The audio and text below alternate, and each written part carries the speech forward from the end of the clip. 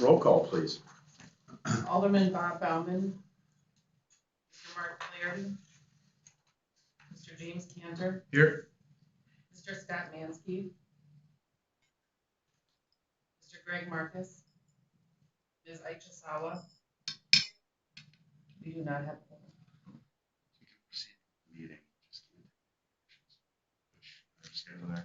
Okay, skip that. Great. So, thank you. Thanks, Kirk. Any first order businesses last month's Finance and Personnel Committee meetings? Any discussion? All right, we'll ask for a motion for approval. No. We don't have. We don't have a You can't. We can't. We have a quorum. All right. So we move on. All right. Steve? We don't have a quorum actually. So we will just move forward with the financial report from Mr. Marsh. Thank you, Mr. Chairman, and good morning, everyone. Before we get into the primary purpose of today's financial update, just a couple of quick comments. Number one, our forecast projections for 2021 remain unchanged from what we presented to the full board at the August board meeting. Thus, we did not include the financials packet for today's discussion.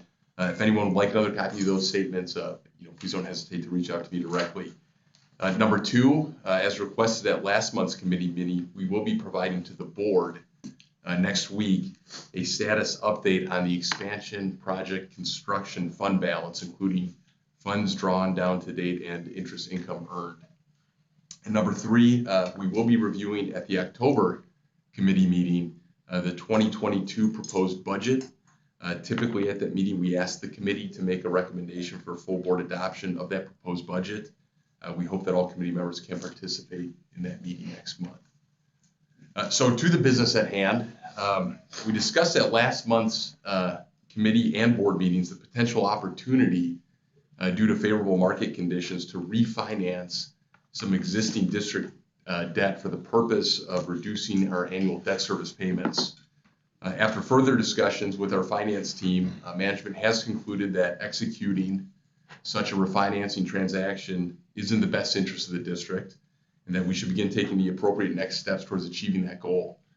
One of those steps, similar to the debt transaction executed last June, is to present an authorizing resolution to the full board for adoption.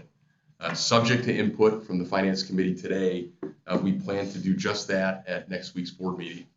At today's meeting, to review the potential transaction as well as the authorizing resolution are John Meehan from R.W. Baird, Rebecca Speckhard from Groves and Brady, and Dave Erdman, Capital Finance Director for the state of Wisconsin and trusted advisor to the district. We're not asking for any action from the committee today. This presentation is informational and an opportunity for the committee to ask questions as we go and to get comfortable with the transaction timeline and objectives. So John, with that set up, I turn it over to you. Okay, thank you. Good morning.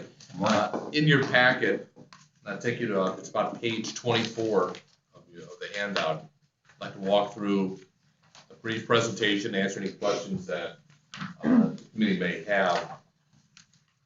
On page 25, just to talk a little bit about the 2013 A bonds. The 2013 A bonds are tax-exempt bonds which were issued for the purpose of refunding on a current refunding basis a 2001 A issue, which was originally issued for work at the Milwaukee Theater.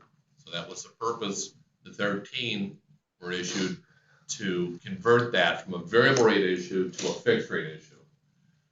I would say that the interest rates at the time, I'm sure were very appropriate, but today, on a taxable basis, the rates are about half of what they are on that existing debt. So we're looking at the financing and saying, do we have an opportunity to structure refunding for the purpose of just reducing interest costs? It's happening all over the country. Dave can speak to it certainly, that the state of Wisconsin has done a number of issues recently, as I think last week or the week before, in which they issued taxable debt for the purpose of refunding tax-exempt debt because their rates are just so darn low. It's an opportunity to save money. Now, as far as the issue size itself, in the resolution, which Rebecca will walk through, we're looking at a parameter resolution which allows the working group, the finance team, as we've done in the past, to move forward with the financing, prepare all the documents, reach out to the rating agency, possibly insurance, take all the steps. So we need to have the flexibility of the parameter resolution authority to continue to work forward with the administration to access the marketplace.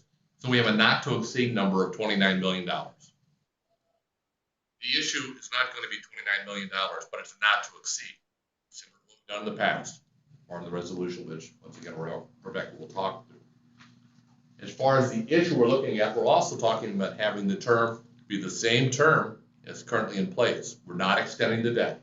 So the 2013 bonds have a final maturity of 2032. We're going to be to that final maturity of 2032. We're just taking the old debt and putting in new debt and reducing the cost of the district. The security, as with other debt issues have, is the restricted and unrestricted tax revenues, but this is a junior lien. You have 5 senior lien bonds, and you have 5 junior lien bonds, and this is one of the junior lien bonds. As far as a rating, we'll reach out to Moody's Investor Service, who currently rates the junior lien debt. Go through the process with Moody's, revisit with them. The method of sale will be a public offering. Once again, we'll work with Morgan Stanley, who has been sharing with us debt refinancing ideas over the past year. And so we'll work with them on putting together an underwriting syndicate with the input of David and members of the finance team to have an underwriting syndicate to market the bonds. And as I mentioned, the approval process is very similar to what is done in other issues. When you look at the next page, as far as the taxable interest rate chart, all we wanted to show is where rates have moved to. And we just took a time period from 2016 to now. Why? I don't know, a 5-year time frame. And we're looking at 10-year U.S. Treasury rates. That's because the debt issue will be priced against Treasury rates. That's how taxable debt is priced. And if you look off to the right side of that page, you'll see that we're continuing to be at extremely low levels. We will see at the time of marketing exactly what the pricing comes in at, but right now we're continuing to have a trend at low interest rate cost.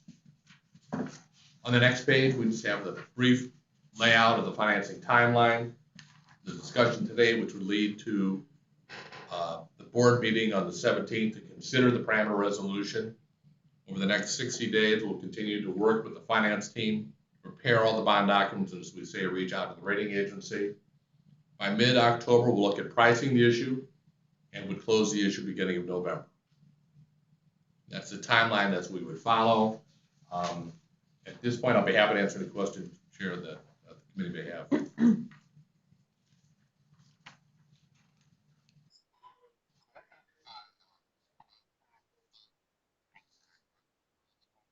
What the savings you're gonna get. Normally we get that when we do our refundings. Do you have that? We do have that, yeah. Scott, we did receive that. Morgan Stanley has been sharing that with us for the past, few months as different ideas. And we, of course, run our own analysis of it as well. Can that be provided to us? I'll be happy to provide it to you. Yeah. And when do you think that you'll do this, or are you waiting for this approval and probably gonna do it right away? Yeah, actually, with the board authorization at the meeting next week, we would have the working group off and running. Our intent would be by mid-October to be into the market and close beginning of November. It's a matter that the rates are good. It's an opportunity to reduce interest costs and to move forward on it. Scott, I think this is moving forward with just an endorsement, there's not an approval necessarily. No, I understand that. So, but normally besides the document you have here, you have the financial side of it too, to see that the savings and that's why I was wondering if the financial side was showing the amount of savings that you were going to get from this. Because like the county has, as I mentioned at the previous meeting, the county has a policy of the percent of savings that normally that you can achieve prior to doing any refunding. And I didn't know if WCD had such a policy or if you're making the recommendation based on the amount of savings. Scott, we don't have a policy in place. John, can you share, I mean, we certainly have looked at the range of financial savings to get to this point, Scott. John, can you share with Aicha and Scott what we're anticipating? Absolutely, and at this point, we're looking at annual savings of anywhere after all costs to be between $200,000 and $250,000 per year. So as a percentage of the debt, it's north of 5% savings. And when you ask about the policy, there are 10 debt issues that the Wisconsin Center District has outstanding. 3 of those issues are non-callable, so we really have a limited universe. And out of those, this is the one that works best as far as producing significant savings. So how many years left on that issue till maturity? 2032. There's 10 years left. Okay. So you're going to issue for the same period, or are you extending it? No, I'm sorry. We're issuing for the same time period. Okay. Extension of the amortization. Same amortization? Yes. Okay. Thanks. Any additional questions? Aicha, do you have any questions? No, Scott asked them all. Good, thank you. Hey, John and board, this is Dave Erdman. I'm not sure if you can hear me. But this does meet the metrics that are appropriate for the Wisconsin Center District. And, you know, both Baird and Morgan Stanley and myself have looked at it. You know, taxable refinancing of debt is something that is a current hot opportunity for municipal issuers. Could the district potentially save more by waiting until we get to the call date and issue tax exempt bonds? Sure, we could save more maybe, but in the same vein, we could also lose all the savings that are currently available. This transaction meets the metrics, so you know our thought is to move forward with this transaction. I often say to people, ask me as to why we're doing taxable advance refundings, is that you know I'm a debt manager and this isn't Vegas. I'm not expected to gamble and try to save more. If we meet bogeys that are established, we should move forward and capture those savings for the taxpayers, and that's what would happen with this transaction. Thank you, Dave. And Dave Erdman is a state employee, not on the payroll of the Wisconsin Center District. So his comments are his own and not a reflection of current management, although endorsed by management. If it did go down, Dave, how much more would that savings potentially be? Or could it be? Again, you know, there's a lot of ifs in that as to, you know, how much and if they do go lower. You know, it's all speculation. And again, you know, we're not being paid to speculate. We're being paid to manage the debt. And, you know, this transaction currently meets the metrics that are appropriate for the Wisconsin Center District. Thank you. Rebecca? Good morning. I'm Rebecca Steckhard with Quarles and Brady, and we're bond counsel. We've put together the authorizing resolution working with the financing team, and you'll note that there's a summary of that resolution on page 3 of your packets. And then the resolution itself that is going to be presented to the board starts on page 4. I'll just take a few minutes to step through at a very high level the summary. And at any point, if anyone has any questions, please feel free to interrupt and ask. So this is the summary of the authorizing resolution for the Junior Dedicated Tax Revenue Refunding Bonds, Series 2021, taxable in an original principal amount not to exceed $29 million. Article 1 primarily goes through definitions of the certain capitalized terms that are used throughout this particular authorizing resolution.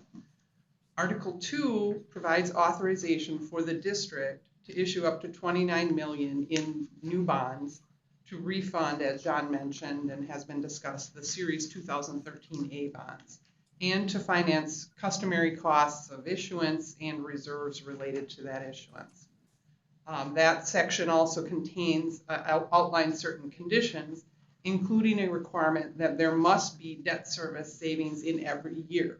So that is a requirement that is imposed by this resolution. And terms that the bonds have to meet when they're issued.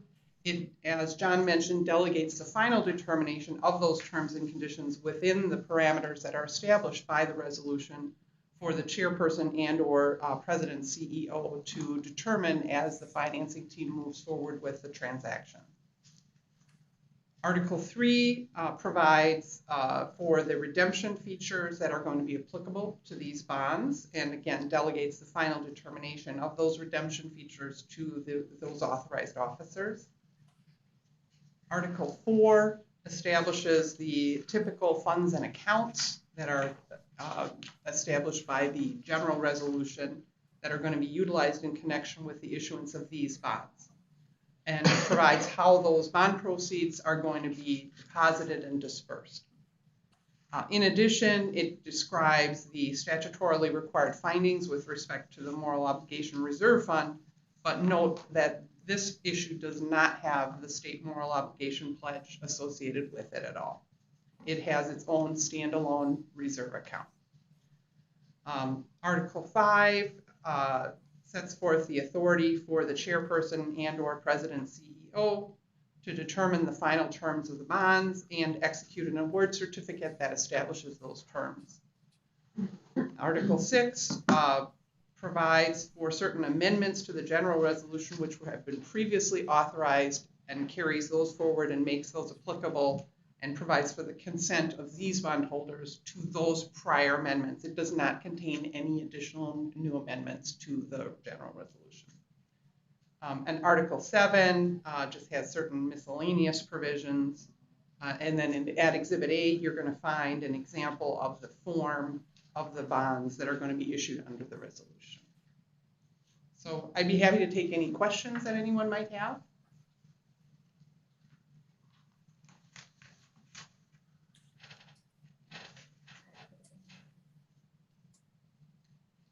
Good, anybody? Great. Scott and I just certainly, if a question does come to mind prior to next week's board meetings, please don't hesitate to reach out to me or Marty. And if needed, we could work to facilitate a conversation also with John and Dave Erdman, make sure everyone's comfortable with this transaction going into next week's board meeting. But as we said, we think this is in the best interest of the district. There's an opportunity here to achieve meaningful debt service savings. Before we come off of this, one thing that I'd like to share with both Aicha and Scott is certainly the driving force of this action is to save interest payments for the next 11 years. But there is another benefit that we will see by refunding tax exempt bonds and then taking taxable bonds. And I think one of the first meetings I had with Rebecca 2-3 years ago was to help me understand, which I still don't completely, the restrictions that are in place when you use tax exempt bonds and how we're able to use or not use the facility, specifically the expansion we've spoken about and Miller High Life Theater. And by moving from taxable to tax exempt bonds to taxable bonds, it does open up a number of business opportunities that we are currently restricted from pursuing as far as private usage of the facility by dealing with third parties. So there could be a positive impact on our business in other areas aside from the interest savings over the next 11 years. So that is a benefit, not the driving force, but we're hopeful to be able to exploit the change from tax exempt to taxable for some business opportunities we can now pursue. So what were the 2013 bonds mainly used for?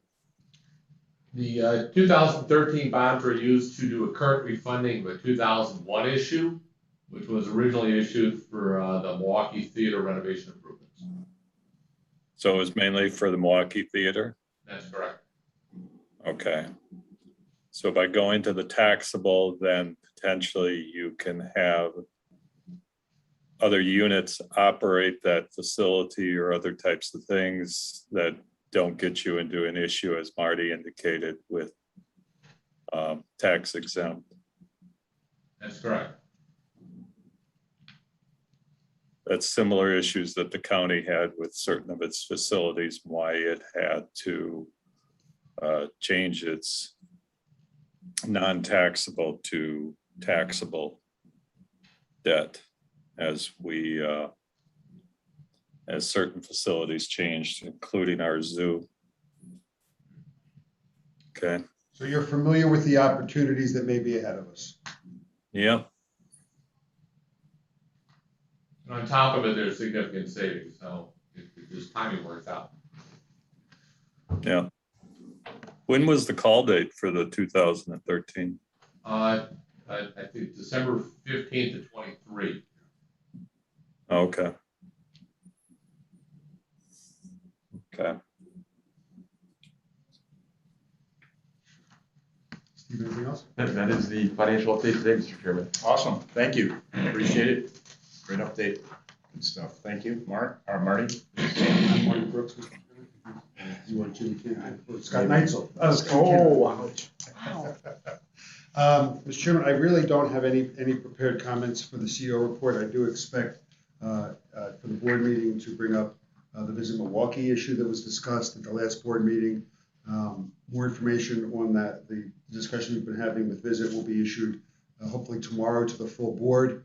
I ask you to be on the lookout for it, and if you have an opportunity to read it before the board meeting, that would be terrific. Marty, that's the information that was asked to go and do the side-by-side. Correct. At the last board meeting, it was asked that we provide the board with the existing Visit Milwaukee agreement, which expires December 31st of this year, the proposed new agreement between WCD and Visit Milwaukee, and then an executive summary identifying the key modifications from the existing agreement into the against the proposed new agreement. And again, you'll have that tomorrow. Great, thank you. That's it? That's it. It's your only up. This is the shortest CEO report in the history of this board. I don't feel long-winded. Board agenda review. Are there any questions for Marty? Okay, great. Board meeting agenda review. I don't know if that was that in the packet? That was Page 30. page 30. There are some changes that have to be made to this. There are some, there it is. There are going to be some changes, Marty. We need to put the vote in, right? Correct. And that's put that in. The discussion about it. Discussion, is that going to go to closed? I wasn't planning on taking it to closed session. It really is, I guess. We'll probably reserve the right, Yeah. but it doesn't mean we have to take it. So we'll go with our roll call discussion, approval minutes, financial report, CEO report, expansion update with. I have to talk to Mike. I'm not Mike? sure if there's been much development. I'll see if that comes out. Okay. I can make that revision later today. or There will tomorrow. be a board officer discussion. Board officer discussion. To solicit candidates again this year. So that'll go, After the CEO report. okay.